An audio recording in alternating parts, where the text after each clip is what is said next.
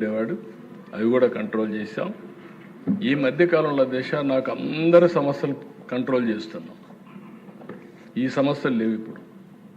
రెండోది నక్సలైట్స్ కూడా సమస్య పరిష్కారం అవుతుంది. ఇటీవల కాలంలో అమిత్ షా గారు కూడా అనౌన్స్ చేశారు, మార్చి 30th అంతా నక్సలైట్ సమస్య దేశంలో ఉండదని. కానీ మనకు వచ్చిన సమస్య రాజకీయ ముసుగులో రాజకీయ నేతలే నేరాలు చేయడం మొదలు పెడితే ఏమవుతుందనేది మనం గుర్తుపెట్టుకోవాల్సిన అవసరం ఉంది. నేను అందుకనే ఇటీవల ఒక ప్రతిపక్ష నాయకుడు రోడ్డు మీద పోతున్నా అంటే ఆ రోజు ఏం జరుగుతుందని భయపడే పరిస్థితికి వస్తున్నా. ఇది మంచి పద్ధతి కాదు.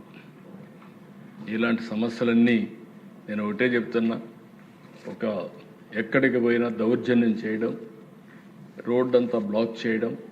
విజయవాడ నుంచి గుంటూరుకు పోవాలంటే 6 hours. ఇంకెవడు వాడికి నరకం అన్నమాట. ఎవడు రోడ్డు మీదకి వచ్చినా వాడికి నరకం. విజయవాడ నుంచి ఇబ్రహీంపట్నం పోవాలంటే 7 hours. ఏంటి అధ్యక్ష ఇవన్నీ? నేషనల్ లెవెల్లో నేషనల్ హైవేస్లో మీటింగ్లు పెట్టకూడదని, ఎక్కడ కూడా ట్రాఫిక్ జాములు కాకూడదని, ఈవెన్ విగ్రహాలు పెట్టకూడదని చాలా స్పష్టమైన ఆదేశాలు ఉన్నాయి అధ్యక్ష. అవి కూడా వైలేట్ చేసే పరిస్థితికి వచ్చారు. రెండో దేశాన్ని చెప్పకపోతే మళ్ళీ నేను ఫెయిల్ అయినట్టు అవుతుంది. దాన్ని ఏ విధంగా ఆలోచించాలో ఆలోచిస్తాం. తిరుపతి లడ్డు మీద కూడా, ఎందుకంటే ఇది చాలా సున్నితమైన సమస్య. నేను కూడా చాలా ఆలోచించాను దీని మీద ఎక్కువ మాట్లాడకూడదని. ఎందుకంటే దేవుని పవిత్రత కోసం కొంతమంది కావాలని దేవుని పవిత్రత దెబ్బతీసి భక్తుల మనోభావాలు దెబ్బతీయాలనుకున్నప్పుడు మనం కూడా గట్టిగా చర్యలు తీసుకోకపోతే చాలా సమస్యలు వస్తాయని నా అభిప్రాయం. ఇప్పటి వరకు మీరు చూస్తే అధ్యక్ష, తిరుమల తిరుపతి దేవస్థానం నాకు తెలిసి కానీ తెలియకుండా నేను ఏ తప్పు చేయను. మనసా వాచ చెప్తాను.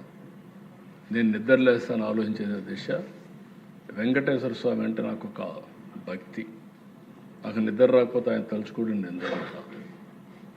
నిద్రలేసి ఒకసారి పూజ రూమ్లోకి 2 నిమిషాలే పూజ చేస్తాను. నా పూజ కూడా ఎందుకు ఈ మాట చెప్తున్నానంటే పబ్లిక్ కూడా అర్థం కావాలి.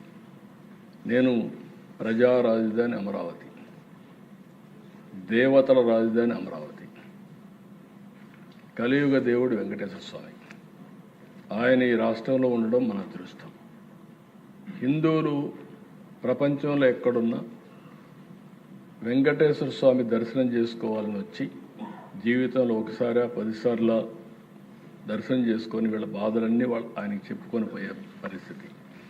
ఇటీవల ఒక భక్తుడు నా దగ్గరికి వచ్చి, నేను ఆయన భక్తుడిని, అది కూడా జైన్, నేను ఆయన ఎప్పటికీ కోరుకొని ఏది చేసినా చేస్తాను. ఇటీవల వ్యాపారం చేశాను. ఆయన తలుచుకొని వ్యాపారం చేస్తే నేను ఒక 20% అమ్మితే దగ్గర నాకు 20-30% అమ్మాను. అజ్ఞాత భక్తుడు నాకు ఒక 5,000 కోట్లు వచ్చింది. ఇదంతా వెంకటేశ్వర స్వామి వల్ల వచ్చింది. కాబట్టి ఆయనకు 122 kgs బంగారం ఇవ్వాలని మొక్కున్నాను. తిరుమలకు వచ్చి అడిగితే ప్రతిరోజు వెంకటేశ్వర స్వామి 121 kgs బంగారం పెట్టుకుంటాడని తెలిసింది.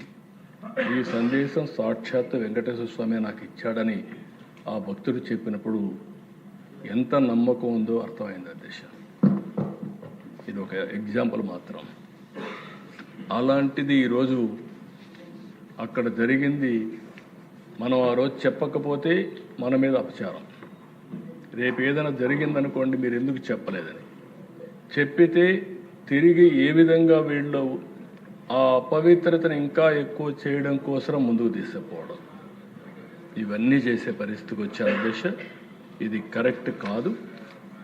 నేను ఒకటే హామీ ఇస్తున్నా, రాష్ట్రంలో ఉండే అన్ని దేవాలయాల్ని ప్రక్షాళన చేశాం. ఎక్కడ అపవిత్రత జరగడానికి వీలు లేదు, ఎవరి మనోభావాలు దెబ్బతినడానికి వీలు లేదు. ప్రతి ఒక్క దేవాలయంలో పవిత్రత కాపాడే బాధ్యత ఎన్డీఏ ప్రభుత్వం తీసుకుంటామని మరొక్కసారి ప్రజలందరూ కూడా విజ్ఞప్తి చేస్తున్నారు. ఇంకొక పక్కన అధ్యక్ష, ఒకసారి చూస్తే బాధేస్తుంది. వీళ్ళ యొక్క బిహేవియర్ చూస్తే కూడా ఆశ్చర్యం వేస్తుంది. కల్తీ లడ్డుకు హెరిటేజ్ ఎందుకు తీసుకొస్తారు అధ్యక్ష? నాకైతే అర్థం కాదనమాట.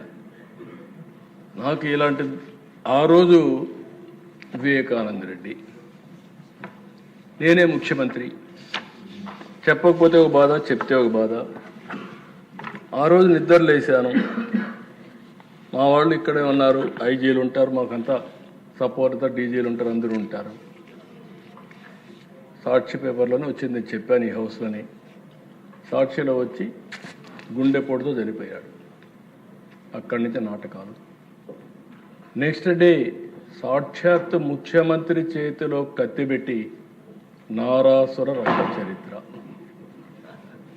ఏ ఫిక్షన్లో కూడా రాదనుకుంటాను ఇవి. అంటే ఒక వ్యక్తి చేసిన నేరాన్ని తప్పించుకోవడానికి, ఎవరి మీదైనా తోసేయడానికి సాహసం చేస్తే ఏమనిపిస్తుందో నాకు అర్థం కాదు. ఇప్పుడు హెరిటేజ్కి ఏం సంబంధం నాకైతే అర్థం కావడం. వాళ్ళు ఎప్పటికప్పుడు ఇస్తున్నారు. నేను ఎప్పుడూ చెప్పేవాడిని, మేము రాజకీయాల్లో ఉన్నాం, మీరు వ్యాపారంలో ఉన్నారు. ఒకవేళ కరెంటు కూడా అక్కడక్కడ మీరు గుర్తుపెట్టుకోండి, వాళ్ళే వచ్చి అవి డైరెక్ట్గా లైన్ ఇచ్చి ఇల్లీగల్ కరెంటు వాడుతున్నారు మీ మీద పెట్టే పరిస్థితి వస్తుంది. ఒకసారి మేము మేనేజర్కి చెప్పి చెక్ చేసుకోమని చెప్పే పరిస్థితికి వచ్చాం. ఒక నేరస్తులు ఏ విధంగా చేస్తారు, ఇది ఒక ఎగ్జాంపుల్ అని చెప్పి మాత్రం నేను తెలియజేస్తున్నా. నాకు తెలిసి మాత్రం వాళ్ళే చేసుకుంటారు, కౌంటర్ చేస్తారు. హెరిటేజ్ ఇంతవరకు ప్రభుత్వం యొక్క ఒక్క పైసా కూడా ఎక్కడ అడిగింది లేదు, భవిష్యత్తులో అడగరని చెప్పి నేను ఆశిస్తున్నా. అది ఒక ఫ్యామిలీ బిజినెస్ కింద, లైవ్లీహుడ్ కింద వాళ్ళు ఒక ప్రొఫెషనల్ మేనేజ్మెంట్ చేసుకుంటున్నారు తప్ప బాధ కలిగి నేను చెప్పాలనుకుంటున్నా. దానికి ఒక పేపర్ ఉందని హెడ్లైన్స్లో ఇదే పెట్టే పరిస్థితి వస్తున్నారు. అంటే వీళ్ళకి ఏంటంటే డ్యామేజ్ చేయడం, బ్రాండ్ డ్యామేజ్ చేస్తే దానివల్ల వాళ్ళకి నష్టం వస్తుంది. నేను రాయలసీమలో ఒకప్పుడు చూసేవాడిని, వేద్యాలు ఆ సంస్కృతి కూడా తీసుకొచ్చింది ఎలాంటి వాళ్ళే తీసుకొచ్చారు. మనుషులు కొట్లాడుకుంటే దెబ్బలు తగులుతాయి, మళ్ళీ రికవర్ అవుతారు. వాళ్ళు పండించి